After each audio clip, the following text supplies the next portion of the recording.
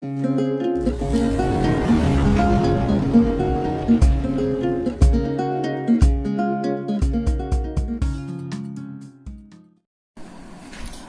বন্ধুসকল, আজি আপোনালোকৰ ডিষ্টেন্স এণ্ড ডাইৰেকশ্যনৰ চতুৰ্থ খণ্ডলৈ পাৰ্ট 4 লৈ স্বাগতম জনাইছোঁ। এইটো অন্তিম পাৰ্ট হ'ব। আগতে আপোনালোকক মই যিকেইটা পাৰ্ট কৰালোঁ সেইকেইটা নিশ্চয় চাগে আপোনালোকৰ চাই ভাল লাগিলে বুলি গম পাইছোঁ। আৰু আপোনালোকক মই সকলো ধৰণৰ ডিষ্টেন্স ডাইৰেকশ্যনৰ সকলোখিনি কৰাবলৈ চেষ্টা কৰিলোঁ, তাৰ লগত শ্বেডো ৰিলেটেডো কৰালোঁ। আজি অন্তিম পাৰ্টটোত আপোনালোকক মই ক্লক ৰিলেটেড যিবিলাক ক্লক ৰিলেটেড কুৱেশ্যন, বেছি টান নহয়, উজুৱে হয়, আপোনালোকক এটা দুটা দেখুৱাই দিলে তাৰ কনচেপ্টটো এবাৰ বুজাই দিলে আপোনালোকে বুজি পাই যাব। আহক তেতিয়াহ'লে ভিডিঅ'টো আৰম্ভ কৰোঁ। প্ৰথম কুৱেশ্যনটো হৈছে আপোনালোকৰ,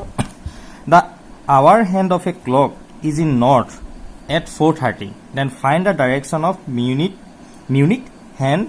এট 7 o'clock। বুজি পাইছে নহয় আপোনালোকে কুৱেশ্যনটো? প্ৰথমতে আমি এনেকুৱা ধৰণৰ অংক কৰিবলৈ প্ৰথমতে আমি কি কৰিব লাগে, প্ৰথমতে আমি সদায় ইয়াৰ আমি ঘড়ীটো আঁকি ল'ব লাগিব। এটা ক্লক ধৰক, এইটো এটা ঘড়ী।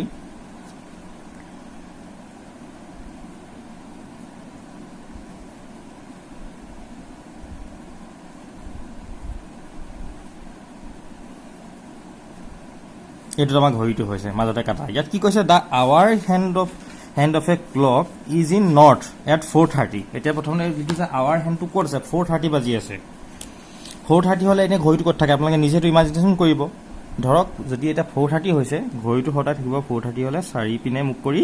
এডাল আৱাৰ হেণ্ডটো, আৰু যিডাল মিনিটৰ কাটাডাল থাকিব আপোনাৰ তলৰ ফালে। এইটো 4:30 ধৰক। বুজি পালে নহয় এতিয়া কথাটো? এই 4:30 কথাটো কৈছে, এই বস্তুটো আমাক দি থোৱা। Then find the direction of minute hand. এতিয়া মিনিট হেণ্ডডালৰ 7টা বাজিলে কোনটো ডাইৰেকশ্যন হ'ব সেইটো ক'ব গৈছে। একদম চিম্পুল। ধৰক আপোনালোকে প্ৰথমতে এই নিজৰ এইটো ডাইৰেকশ্যনটো আঁকি ল'লে, তাৰপৰা ধৰক আপুনি আৰু এটা ঘড়ী আঁকিলে। এটা ঘড়ী আঁকিলেও হয়, আপোনালোক খালি বুজাবৰ কাৰণে মই এতিয়া দেখুৱাই দিছোঁ কথাটো।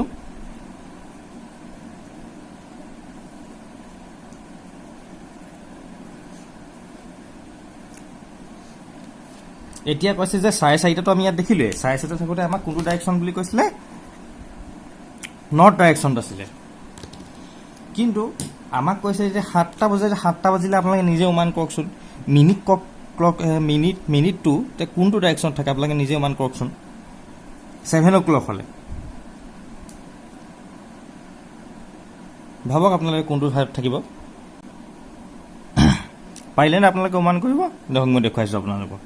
এতিয়া দেখিছে নহয়, ইয়াত আপোনালোকৰ আৱাৰ হেণ্ডটো কৈছে যে এইডাল আৱাৰ হেণ্ড, এইডাল মিনিট হেণ্ডডাল। প্ৰথম কৈছে the hour hand of a clock is in north. যিডাল 4 নম্বৰ 4 কাটাৰ ওচৰত থকা ক্লকডাল সেইডাল নৰ্থৰ আছে, আৰু তাৰ বাজিছে 4:30।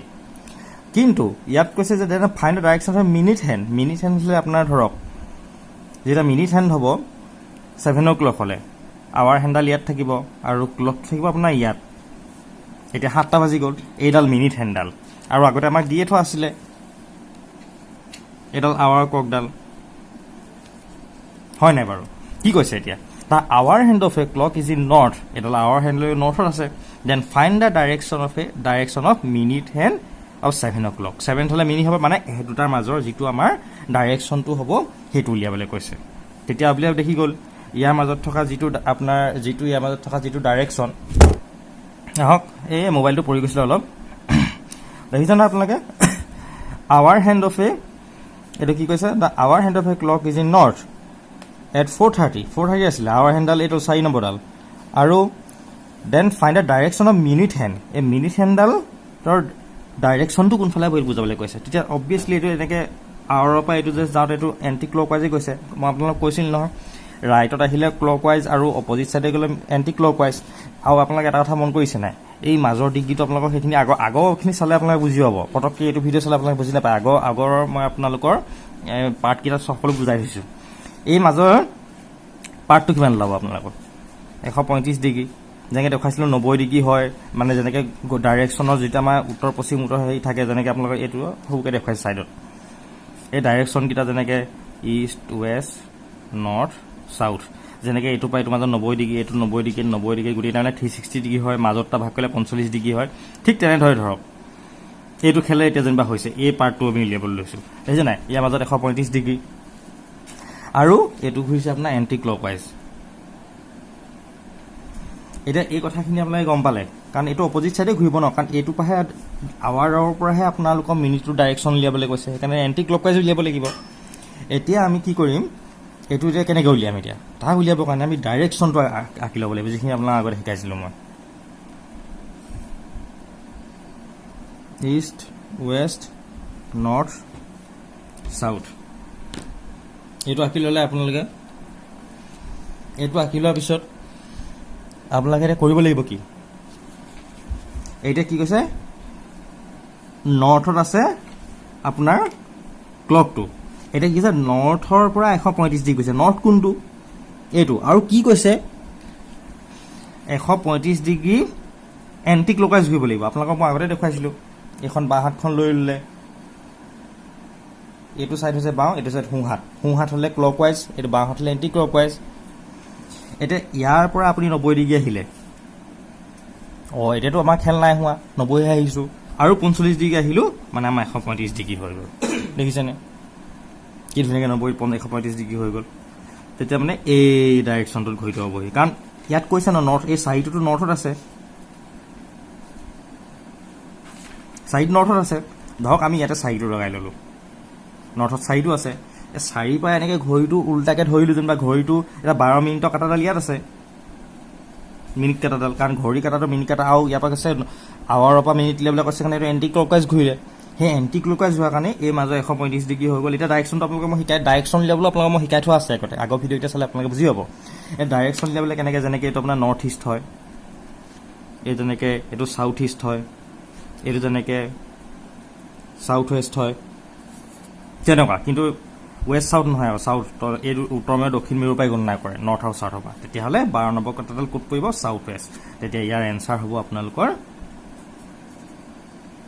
চাউথ ৱেষ্ট বুজি পালে নহয় বুজি নাপালে মানে কমেণ্ট বক্সটোকে ধুনীয়াকৈ বুজাই দিয়া হৈছে আপোনালোকে তথাপিও আপোনালোকে এবাৰ নিজে চেষ্টা কৰি চাব এনেকুৱা ধৰণৰ বিভিন্ন ধৰণৰ আপোনালোকে অংক হ'ব বিভিন্ন ৱেবছাইট ইউটিউব সেইবোৰ পৰা আপোনালোকে কৰিব তেতিয়া আপোনালোকে আৰু কনচেপ্ট আপোনালোকে ক্লিয়াৰ হ'ব আহক এতিয়া দ্বিতীয় অংকটোলৈ আগবাঢ়োঁ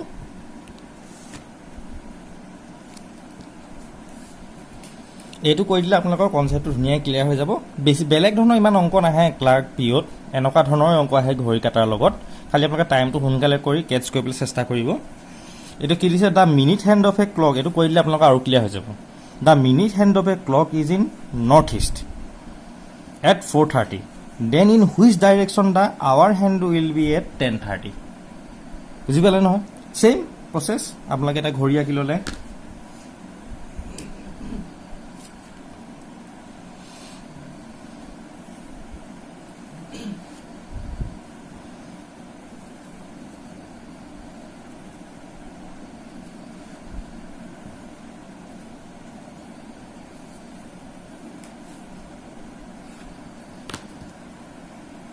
কৈছে যে নৰ্থত আছে নৰ্থ ইষ্টত আছে নৰ্থ ইষ্ট 4:30 ছেইম 4:30 আপোনাৰ এডাল ঘড়ী ঘণ্টীয়া কাটা সেইডাল আৰু এডাল মিনিটৰডাল ইয়াত আকৌ মিনিটৰ কথা কৈছে আপোনালোকে সেইটো আগৰ পৰা ঘড়ী কথা কৈছিলে এইডাল মানে আপোনাৰ নৰ্থ ইষ্টত আছে 4:30 বাজিছে তেনেহ'লে in which direction the hour hand will be 10:30 আকৌ এটা ঘড়ী ৰাখি ল'লে আপোনালোকে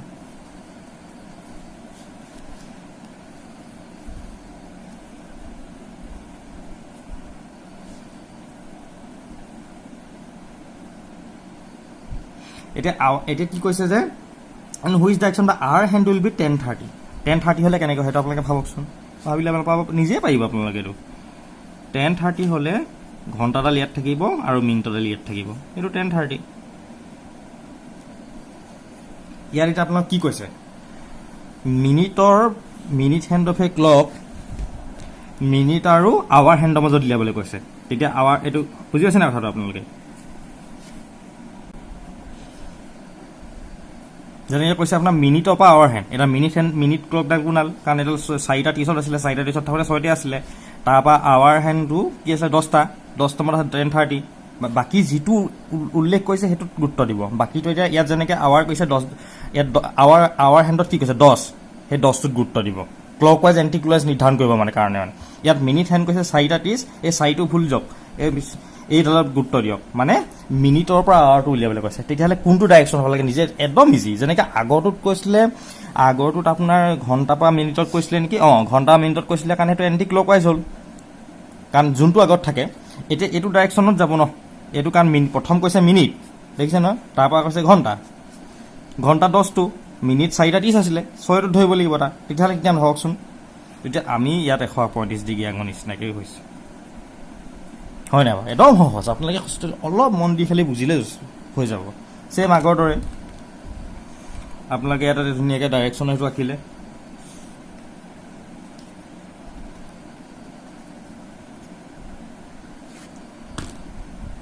তাৰপৰা ইয়াত কি কৈছিলে আপোনাৰ প্ৰথমতে কৈ দিছিলে যে নৰ্থ ইষ্টত আছে এইটো যেনেকৈ আপোনালোকে কৈ দিছিলোঁ নৰ্থ ইষ্ট কোনটো হয় এইটো হয় এইটো নৰ্থ ইষ্ট মিনিট হেণ্ডডাল আপোনাৰ নৰ্থ ইষ্টত যদি থাকে 6টো মানে নৰ্থ ইষ্টত আছিলে তাৰপৰা ইয়াৰ পৰা 135 ডিগ্ৰী ঘূৰিলে নাই 135 ডিগ্ৰী ঘূৰিলে তাৰপৰা ইয়াৰ পৰা সেইটো 45 ডিগ্ৰী এইটো 90 ডিগ্ৰী ঘূৰিলে মানে ক্লকৱাইজ ঘূৰিছেতো এইটো ক্লকৱাইজ ঘূৰিছে ন বস্তুটো ক্লকৱাইজ ঘূৰিছেতো এইটো তেতিয়া এইটো গোটেইটো মিলাই 135 ডিগ্ৰী হ'ল নাই গোটেইটো মিলাই পিনি হৈ গ'ল আমাৰ বস্তুটো তেতিয়া মানে এইটো আহি পিনি এই 10টোত পাই গ'লহি আপোনাৰ তাৰমানে কি হ'ল এইটো কোনো ডাইৰেকশ্যন তেতিয়াহ'লে চাউথ তেতিয়া কি সুধিছে then in which direction the hour hand will be at 10:30 hour হেণ্ডটো কোনফালে থাকিব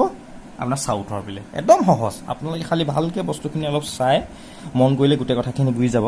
যদি আপোনাক এতিয়া এনে এটা কথা কৈছোঁ আপোনালোকে যদি এতিয়া ধৰে বোলে আৱাৰ হেণ্ডটো কথা উলিয়াব লাগে তেতিয়া আপোনালোকে 4টো ধৰিলেহেঁতেন এতিয়া 4ৰ পৰা আপুনি আকৌ আৱাৰ হেণ্ডৰ মাজত ডিফাৰেঞ্চটো যদি উলিয়াইহেঁতেন এইটো 4 দেখিছে নহয় এই 4ৰ পৰা আপোনালোকে 10 উলিয়াবলৈহেঁতেন তেতিয়া কিমান হ'ল এই পিনৰ পৰা এনেকৈ ঘূৰি ক্লকৱাইজে থাকিলেহেঁতেন ধৰক এইটোৰ পৰা এনেকৈ ধৰিলে তেতিয়া 180 ডিগ্ৰী হ'লহেঁতেন তেতিয়া ইয়াৰ পৰা ধৰি 180 ডিগ্ৰী কিমান হ'লহেঁতেন তেনেকৈ 180 ডিগ্ৰীমান পালেহেঁতেন তেনেকৈ এনচাৰটো হ'লহেঁতেন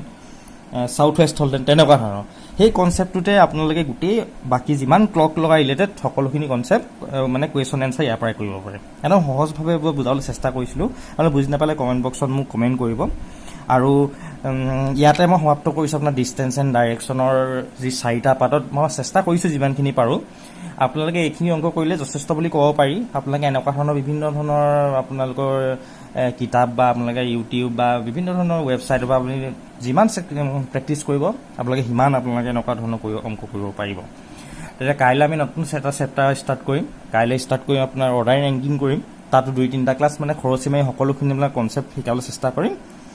ধন্যবাদ ভিডিঅ'টো শেষলৈকে চোৱাৰ বাবে আশা কৰোঁ আপোনালোকৰ ভিডিঅ'টো চাই ভাল লাগিলে ভিডিঅ'টো লাইক আৰু শ্বেয়াৰ ছাবস্ক্ৰাইব কৰিবলৈ নাপাহৰিব ধন্যবাদ